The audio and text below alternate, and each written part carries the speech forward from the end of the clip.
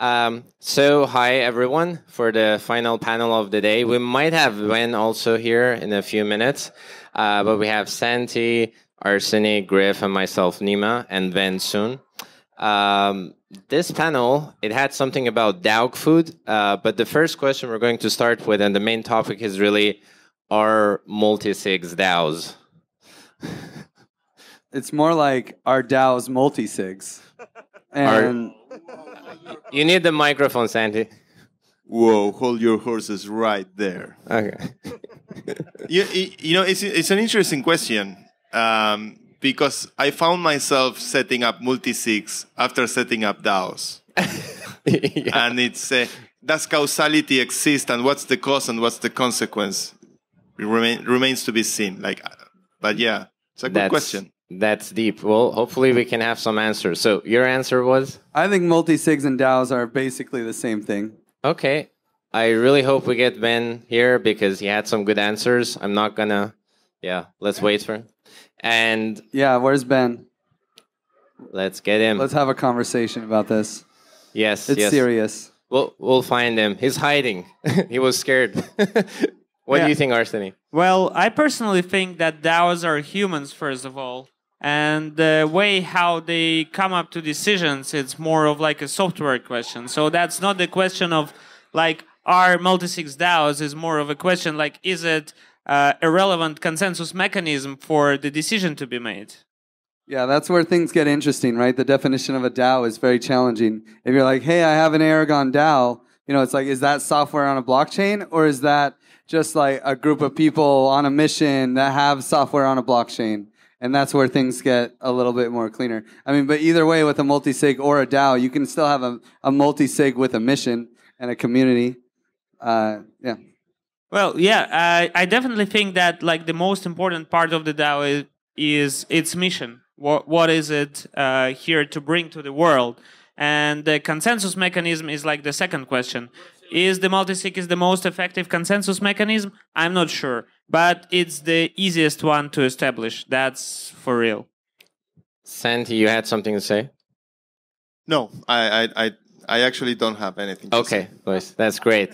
Thanks for filling the space. We have Aol here. Oh, Alon, yo. So, Alon, the question was, are multi-sigs DAOs? Where do you stand on this? The answer is 100% no. Whoa. I mean, it's not even an attempt at decentralizing because when you have, you know, it usually comes with a snapshot, right? There's like some snapshot in 2021. Yeah. So usually you have it comes with a snapshot, and you know, you can't really test anything to do with governance if there's a layer. It's a centralized layer of, you know, at best 5 people, you know, that can make the decision actually happen or not. So if the DAO actually decides, okay, we want to give money here, and you know, I don't know, the team or whoever composes of the multisig doesn't, then like, what do we do with that? Like, but yeah. Do you actually think that 5 people could not be a DAO? Oh, I mean, 5 people in itself, I guess. So that's a question. Yeah, I mean, if you're 5 people, then you know you can just be a multisig. I don't know. Maybe I have this impression that a DAO is something that's like fairly scalable, right? If you have 5 people, then I mean, you kind of trust each other, right? You don't need this whole trustless system, and you could just like do it yourselves together. Maybe run it on an Excel or something. So yeah, like in my point of view, I guess a DAO is something that's a bit more scalable. Collaboration of like a larger amount of people. I feel the need to make a shameless plug here, but on Proof of Humanity, we set up a snapshot page, and because we are daring to do this protocol that does formalization of human identity, and we have 8,000 humans, we created a proxy token for Snapshot that gives 1 vote of this on the balance of this token for each human, and that's it. So that allows us to actually create a more democratic way of governance, where it's not only just the whales that have the economic weight making the decision, the thing that we have seen with DAOs in the initial years is that more often than not, the whales at the end of the poll will show up with their votes and will tumble the election in their favor, rendering irrelevant any deliberation done by the community. I think whales are kind of implicit multi-sigs. And multi-sigs are explicit whales. Great definition. Yeah. So I think that's unfortunately multi-sigs being used more and more often with off-chain signaling like Snapshot. I think that's a recognition of where we stand right now. No, Griff, no, yes? I'm actually just trying. Hey, Lorelei, it's with Chewy. Sorry. It was very distracting. Okay, sorry. Okay. Yeah. So back to the point, I think that's why we're seeing more multi-sigs, because all the extra features of DAOs and all the people who didn't participate were not maybe they were not worth the cost. It could be literally gas fees, right? But maybe as next question, maybe when will join us at some point, I'll try to be his delegate here. What are the scaling solutions for multi-sigs as you add more members? We have actual scaling solutions, and then you have scaling governance. Specifically, how would you compare a multi-sig of, let's say 10 people that wants to scale to a community of hundreds of people versus governance through DAOs? I know just saying DAO is very broad, but let's start with that. I mean, scaling means so many things. Mm-hmm. Like the on-chain scaling is obvious, right? That's the default, like, XDAI, Polygon, whatever. But honestly, the real scaling is cultural. It's a lot of work to scale a DAO culturally. It's nearly impossible. I mean, to move up from like 5 people, a core group of 5 people, and then start giving a voice to 20, 30, 100 people, it's a huge challenge. I want to pass it. So actually, for scaling of multi-sigs, that's exactly what we are doing in Prime DAO. We perceive multi-sigs more as avatars or agents in Aragon, and then a signer could be a smart contract, and a smart contract could be a governance module. So then you can basically scale it up. You start from 5 folks, your friends. Okay, we are doing this new project. Let's make something out of it. And then you plug in the, compound governor, for example. And then you get more people on board. And if that's not scaling, then what? I think there's the Orca guys. I don't see Julia here, and even though I did not get the chance to invest, I'm going to shield them a bit. They're expanding on the Gnosis multisig, right? And they allow you to create basically bridges and gateways between the different Gnosis multisigs. And it's going to be very interesting to see what they actually come up with and how it's going to look. But I think this is going to be the sort of CRM or middleware of a DAO. So a DAO has, let's say, there's a vote to fund the marketing squad or the marketing pod or whatever you want to call it. And then, they receive funds. Maybe there's KPIs attached to it as well. And then, that marketing squad is a multi-sig, and then there's the dev squad, and there's the operation squad, and the HR squad, and they all are kind of interconnected. They can affect decisions in each other.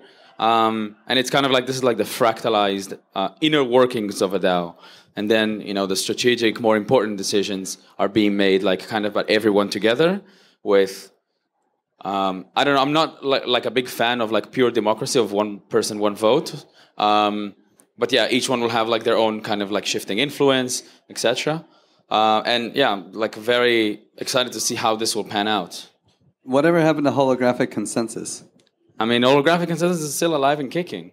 DXDAO is using it. Prime DAO is using it. I think it's a wonderful mechanism.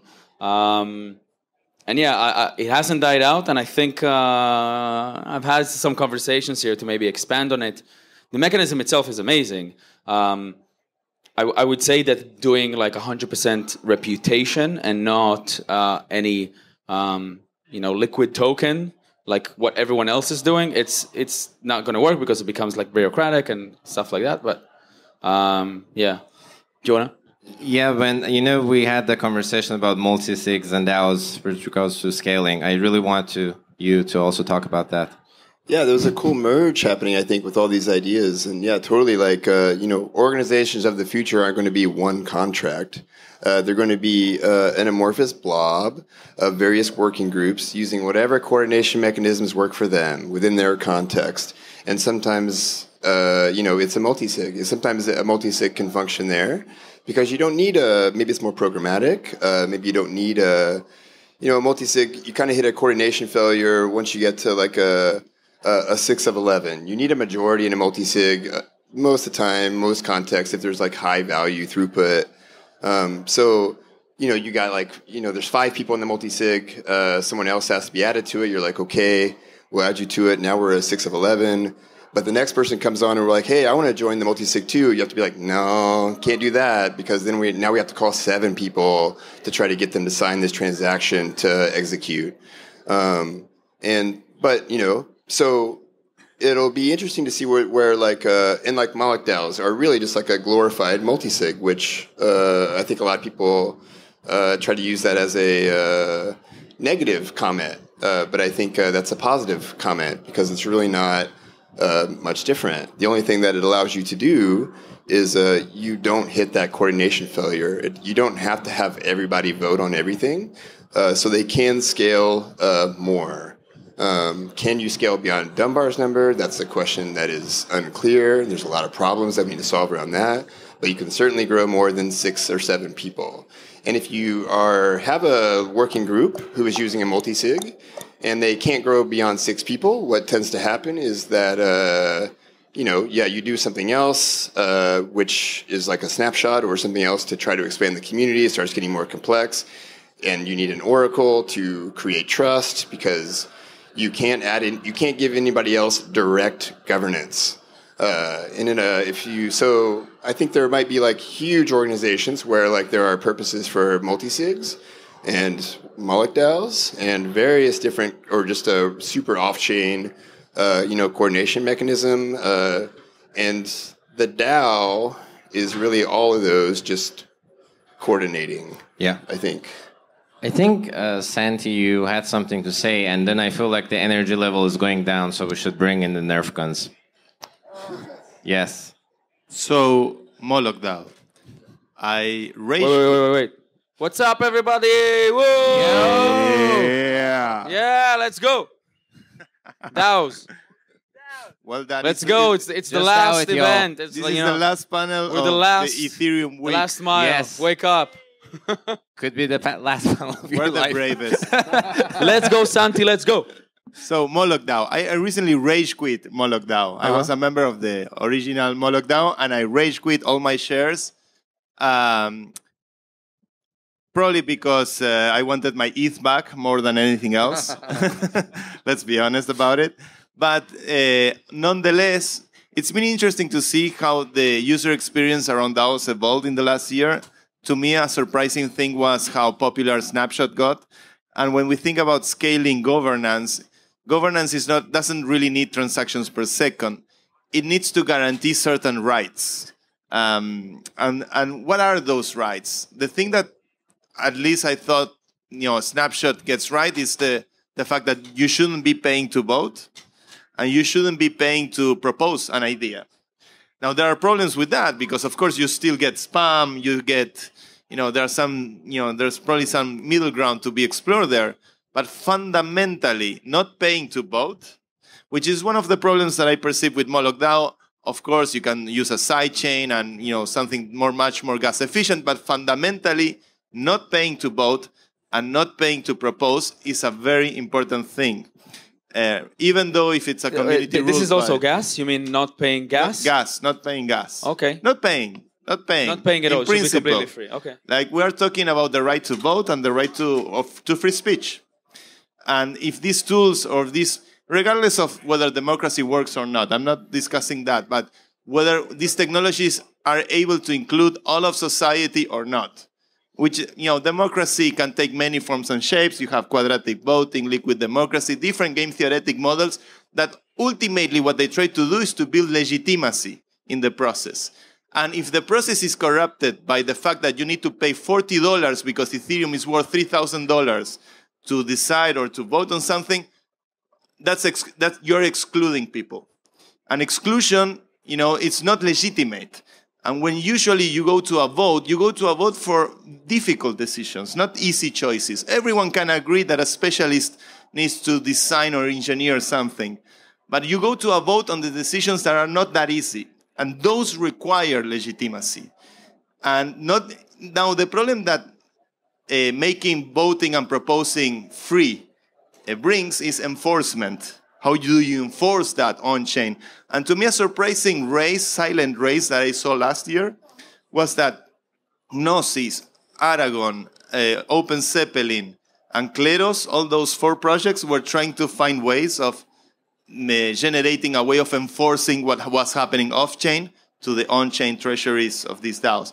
And I thought that's an interesting way of how the conversation around DAOs mutated, at least in my perception, in the last year.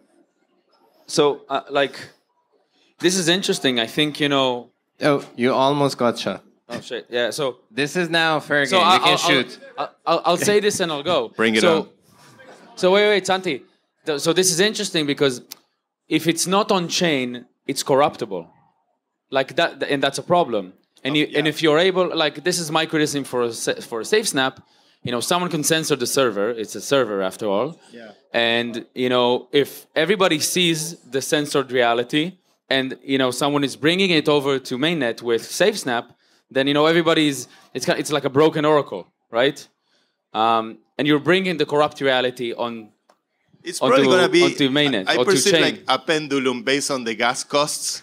It's a pendulum. We go on chain, and then we go off chain, and then we go on chain again until we saturate the blockchain again. Look, opportunistic governance was just born. Give me a second just to make a small announcement so we can keep developing on this concept. That's not a really bad concept. It's what happened emergently. We all found our layer 2s, and we came back. Dialectical materialism. Wait, Zach. So, we have a new dynamics to introduce, which is the Nerf gun panel. The Nerf gun panel works like any fishbowl panel. You want to speak, you take somebody off the panel. But we are getting rid of the awkward moment where you walk towards the panel, and then you sit in an empty seat, and you wait until the panelists figure out who the fuck is leaving. No, you shoot down whoever should leave, and you sit at their place. And if you shoot, and you don't come and sit, I will personally come and make sure you never touch that gun again. All right. So that's the dynamic. By breaking your hands. Okay. Let's go. Oh, no. Okay. You paid too little gas fees. Didn't make it. So, wait, Sandy. So this is this is really interesting. I think, today you can theoretically propose everything is done on a forum, right? Like, this is like a precursor to this. Right. And then it has to go on mainnet. I'm being bombarded. Yeah, it's empty, man. Come and take it. Come. I personally think that Snapshot was a mistake. All right. Someone said it. I think that we need off-chain solutions, but Snapshot is way too easy. You've said it right. It's a server. I mean, we need something more complicated. We're blockchain folks. We're smart.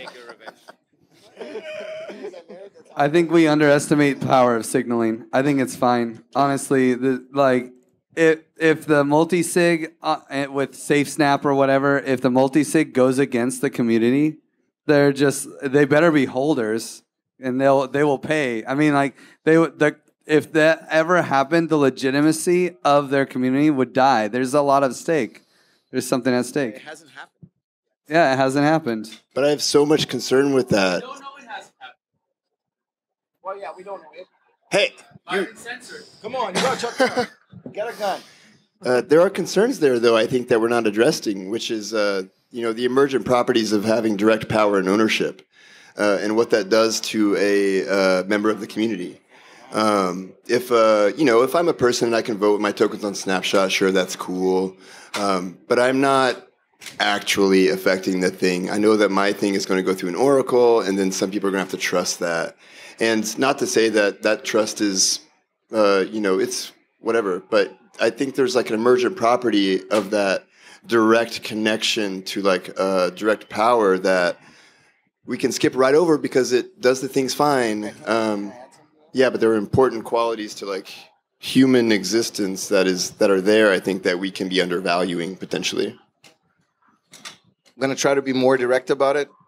Although it probably hasn't happened yet that we've noticed really big. We are all sort of incentivized or biased to uphold the governance systems we participate in. There's like only a small percentage of humans that really want to watch the circus catch fire. Most people just want to be peaceful. And the fact that as the stake of a decision rises, the likelihood of somebody taking any extraordinary measures to stop it at any cost, like it happened in Brazil when Marielle was shot dead by a near military operation that killed the first ever female lesbian possible, somebody who could even have won the presidency someday. So the more transformative the decision is, the more likely the malicious powers are to take unmeasured measures to stop it. And this multi-sig design leaves a gap that makes me uncomfortable. That's all I have to say. I would say we shouldn't stop here, but I'm very glad that there's all this governance going on in the DAO space right now. I'm really happy that they all didn't have to, that they can do Ethereum governance over funds without forcing everybody to pay gas. And if they have to compromise a little bit to engineer a good solution, it's engineering, you know. But that doesn't mean we stop. You know. We have to keep going. Apologies. I think why not have a multi-sig? You have to get shot twice by two people, 2 of 3.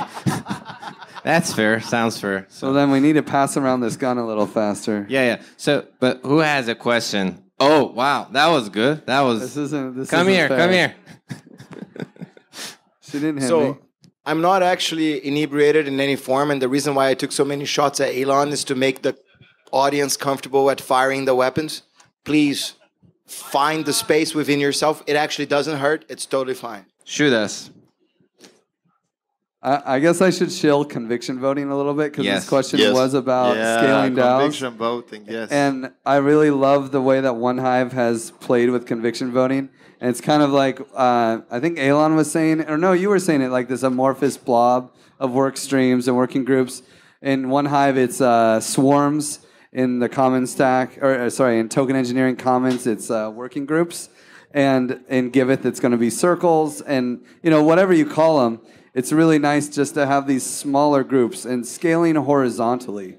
You know, we always want to scale DAOs to be like, oh, let's see if we can get 10,000 people voting on this thing. That's the stupidest idea ever. I'm sorry, that's ridiculous. And we keep talking about sub-DAOs. I guess it's not. But they're not sub-DAOs, they're sibling DAOs. I'm matrixing shit. Yeah, do you want this? Yeah, talking she about... She just wants to shoot me. This isn't fair.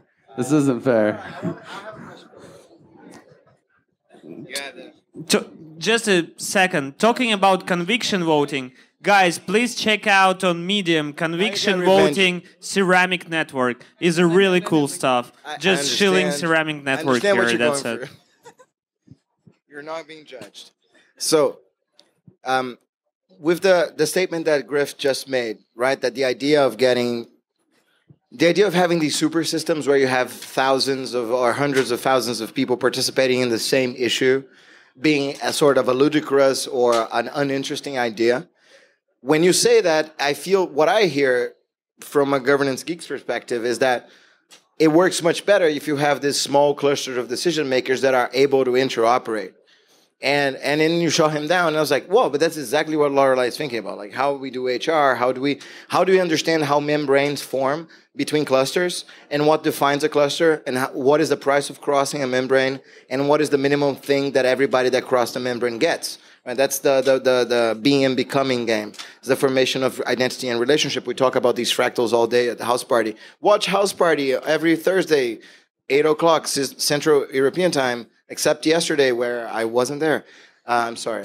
Okay. So would you like to tell me more about like this point of view, like against one laminar flow, with thousands of people making one decision against turbulent systems that are many, many tiny systems just having interactive, whatever, like orgy coordination. I don't know. Did you just say orgy coordination? I did. Okay. I hope it sticks. Can be very sticky. Vitalik appears. So in my personal philosophy, like I believe that like a more granular level of decentralization is the idea that the people who are most directly impacted by an issue are the people who should be choosing what action to take. Like, and I developed that idea from like being in restorative justice spaces and like trying to get away from the criminal justice system where you use like an external party, some sort of like God oracle judge to decide like how to heal a conflict between me and you without us just like interfacing with each other. So yeah, like in my philosophy, it's very, very true that that to decentralize means that like really the people who are most locally like impacted by an issue have to be the decision makers, and nobody else really matters as far as that. I don't know. It's like high resolution targeted decentralization. We gotta meme that. By the way, we're almost out of time. Any final Nerf guns? No? 10 more minutes. Okay. Any questions from our audience? Nerf guns or not? If you feel like you should be part of this conversation, feel free to shoot somebody down, and I am a valid target. Shoot him. So my dream would be that this panel would help us figure out what to build in the coming months. We've, from the perspective, like I can't even understand Griff's perspective, somebody that was there at the very first moment of DAOishness. Yeah, whatever, like Griff. But the thing is, I've been here for 3 years, and the amount of things, like it was very uncomfortable to be a DAOist 3 years ago. It's a much nicer experience now, and there's so much going on to an acceleration level. And I don't want to bring in like total value locked. I don't want to bring in numbers of users. The only metric I care about is returning proposers. So the number of people that went from making one proposal to making 2 proposals, 3 proposals, 4 proposals, the number of people that turned their life into a DAOist life, that's the metric I want to affect. And please, somebody shoot me down and come talk about this. Yeah, please. How many proposals have you? How many proposals have you made? You know, where are you proposing? Are they multi-sigs? Are they DAOs? What you wish was different? Come over.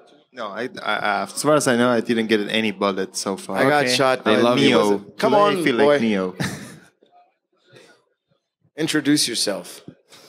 Make us privy to your dreams, desires, hopes, Come and here, fears. my friends with benefits friend. Yeah, can you ask me a question? Yes. Nima? Huh? No. Hello. I'm holding 75 FWB tokens, Dope. and I voted for 70 to like make the threshold 70, Okay. but it was 75, so I had to buy 5 Wow. more. Okay. Yeah.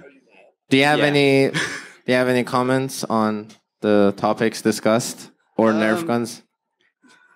Yeah, so like I definitely like conviction voting. Yeah, there's like, I guess only off-chain solution for it. So I was actually thinking of like an on-chain solution. So basically people have, like a token and they stake it. And by staking it, they generate a governance token. Oh, I love that. Yeah, so basically that way people can only like vote for certain things because they have a limited amount of governance tokens. Right. But it could even be specific and kind of be a solution to what you said. So let's say we have like 16 different committees and you have to choose what you want to be a committee member on. So let's say you stake your Aave tokens and you get like Aave on a specific topic governance tokens. Now you converted your generic tokens to specific governance tokens. Boom. And so you, Sorry. Yeah. So there are on-chain conviction voting platforms. Well, like I'm kind of building it right now. Yeah. Like right now I'm just calling it reaction tokens. So you basically generate a token, so you don't need to like spend the Aave because you don't want to spend Aave, of course. And then you can basically like in our case send it to an NFT. Then we need some kind of NFT governance proposal platform, I guess, to make it happen. What's it called? Well, I'm creating like a decentralized Patreon. Oh, cool. And I'm just like, basically just like, like making some cool stuff that people can do with our token. The reaction token is one of the parts. What do people vote on in that? Sorry? What do people vote on in these proposals? Well, like if a creator has their own profile, they can set up. Yeah, they can basically ask like the fans like what they can do. Right. Basically for anything. Okay. Anyone wants to shoot me down? Go. Ha ha ha. No. I haven't been hit yet. You know why it doesn't work? There's a fan here. I'm invincible. Ha ha ha. Okay, done. Okay, and that's it. The panel is over. Thanks everyone for joining us. Yo! Yeah. Thanks for inviting me. Just DAO it. We survived. See you in the after party.